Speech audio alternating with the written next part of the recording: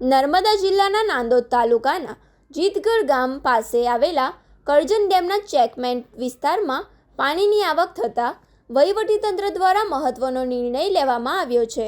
ચોમાસા દરમિયાન નિર્ધારિત રૂલ લેવલ જાળવી રાખવા માટે આજે બપોરે 1:10 કલાકે કરજણ ડેમના 4 દરવાજા 2.60 મીટર સુધી ખોલવામાં આવ્યા છે.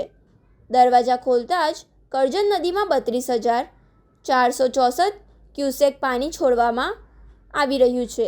કરજણ ડેમની પૂર્ણ જળ સપાટી 115.25 મીટર છે.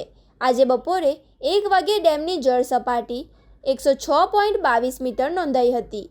ચાલુ માસ માટે નિર્ધારિત 106.31 મીટરનું રૂલ લેવલ જાળવી રાખવાના ભાગરૂપે તંત્ર દ્વારા પાણીનો નિકાલ કરવાનો નિર્ણય લેવાયો હતો.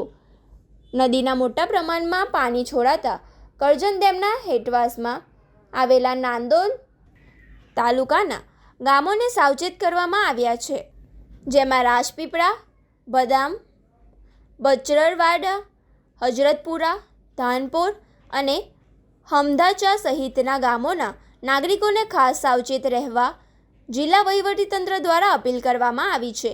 નદીના પટમાં કોઈપણ પ્રકારે અવરજવર ન કરવી, નદી કિનારે અનાવશ્યક ભીડ એકઠી ન કરવી, પશુઓને નદી તરફ ન લઈ જવા તેમજ માછીમારી જેવી પ્રવૃત્તિઓથી દૂર રહેવું તેમજ વહીવટીતંત્રની અધિકૃત સૂચનાઓનું પાલન કરવું અને સોશિયલ મીડિયાની અફવાઓથી દૂર રહેવા અપીલ કરાઈ હતી.